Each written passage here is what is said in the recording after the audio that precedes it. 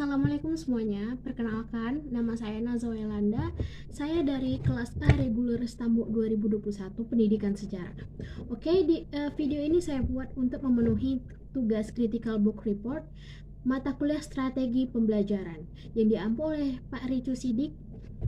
Oke, di sini saya akan mereview itu dua buku, yaitu adalah yang pertama bukunya Orientasi Pendidikan Masa Kini, pentingnya mengembangkan modul elektronik dan di era digital. Dan yang kedua itu adalah buku Strategi Belajar Mengajar. Oke, langsung aja kita mulai ke slide yang pertama. Oke, kita langsung aja masuk ke yang bagian pertama, itu adalah hakikat belajar dan mengajar. Yang pertama itu nomor 1, belajar dan pembelajaran. Kita ketahui bersama, belajar itu adalah kegiatan yang hampir semua manusia lakukan. Nah, aktivitas yang tidak dapat dipisahkan dari kehidupan manusia. Nah, pembelajaran itu adalah suatu aktivitas yang melibatkan berbagai komponen untuk mencapai suatu tujuan. Pembelajaran merupakan usaha yang kompleks. Artinya, segala sesuatu yang terjadi pada proses pembelajaran harus merupakan sesuatu yang sangat baik berupa ucapan, pikiran maupun tindakan. Nah, langsung aja kita masuk ke ciri yang kedua itu adalah ciri-ciri belajar. Ciri-ciri belajar itu adalah yang pertama, ditandai dengan adanya perubahan tingkah laku atau change behavior. Ini berarti bahwa hasil belajar hanya dapat diamati dari tingkah laku, dari tidak tahu menjadi tahu, dari tidak terampil menjadi terampil, dan tanpa mengamati tingkah laku kita tidak akan mengetahui hasil belajar. Yang ketiga itu adalah teori-teori dalam belajar. Itu ada 3 teori, itu adalah teori behaviorisme, teori humanisme, dan teori kognitivisme. Yang keempat itu adalah faktor yang mempengaruhi belajar dan pembelajaran. Faktor apa saja sih yang mempengaruhi belajar dan pembelajaran? Itu ada gambarnya. Itu pertama faktor internal dari si anak sendiri, dari dirinya sendiri. Dan yang ketiga itu ada faktor eksternal, itu dari keluarga, lingkungan, dan sekolah. Oke, sekian. Nah, yang di selanjutnya itu adalah orientasi baru dunia pendidikan abad ke-21. Nah, seperti kita ketahui ya, yang nampak di nomor 1 itu pendidikan abad 21 ini lebih mementingkan teknologi. Segala macam kita lakukan dengan teknologi.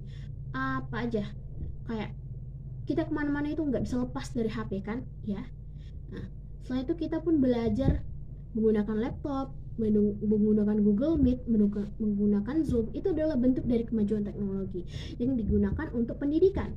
Yang nomor 2 itu adalah kebijakan pemerintah Indonesia abad 21. Nah, kalau mengenai kebijakan pemerintah, seperti yang kita ketahui, pemerintah sekarang itu memberikan perintah untuk melakukan pembelajaran jarak jauh atau PJJ, di mana pembelajaran dilakukan dengan daring karena dikondisikan dengan pandemi COVID. Yang ketiga itu adalah pembelajaran high order thinking skill. Pembelajaran ini menuntut untuk murid-murid itu berpikir secara kritis, begitu teman-teman. Nah, yang keempat itu adalah pendidikan di era pandemi COVID. Kita tahu ya, pendidikan di era pandemi COVID ini kita diam di rumah, nggak boleh kemana-mana, dan kita seringkali guru itu memberikan e-learning, modul, atau bahkan pertemuan melalui Meet atau Zoom itu sendiri. Oke. Nah, selanjutnya itu adalah modul elektronik. Modul elektronik ini adalah modul yang berisi apa saja kegiatan yang akan dilakukan siswa atau mahasiswa dari awal minggu sampai akhir minggu, atau dari awal sampai akhir ya. Dan manfaat modul elektronik ini banyak ya. Yang pertama itu mudah dibawa kemana saja dan bisa dibaca di mana saja, dan juga lebih menghemat waktu. Nah, kalau perbedaan antara kalau ditanya lebih bermanfaat mana, lebih modul yang biasa atau modul elektronik, menurut saya modul elektronik lebih bagus ya. Nah, selanjutnya kita masuk ke jenis-jenis modul pengembangan. Jenis-jenis modul pengembangan itu adalah menurut model Borg and Gall, model Azure, model ID, dan model Sugiono. Nah, kita bahas yang pertama. Yang pertama itu adalah model Borg and Gall. Mereka mengungkapkan bahwa model pengembangan belajar itu adalah penelitian dan pengumpulan data, perencanaan, pengembangan draft produk awal, uji coba lapangan awal, revisi hasil uji coba, dan uji lapangan produk utama. Revisi produk, uji coba lapangan skala luas atau uji kelayakan, revisi produk final, diseminasi, dan implementasi. Yang kedua itu adalah model EDI. Model EDI itu adalah dia mengembangkan bahwa analysis, design, development, implementation, evaluation, dan model Azure itu adalah analysis learner atau menganalisis peserta belajar, merumuskan tujuan pembelajaran atau kompetensi. Yang ketiga, media dan material, memilih metode, media, dan bahan ajar. Yang keempat itu adalah menggunakan media dan bahan ajar. Yang kelima, mengembangkan peran serta peserta belajar. Dan yang kelima itu adalah menilai dan memperbaiki.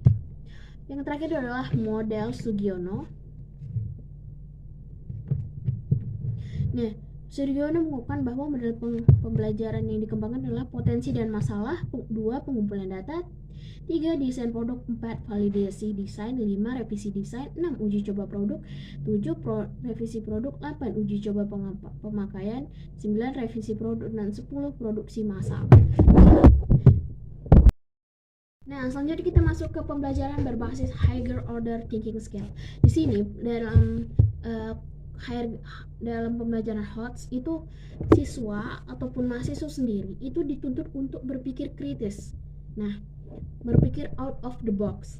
Nah, di situ harus dibentuk konsep pembelajaran HOTS, desain pembelajaran HOTS itu apa, penyusunan soal berbasis HOTS, dan strategi mengembangkan pelajaran HOTS.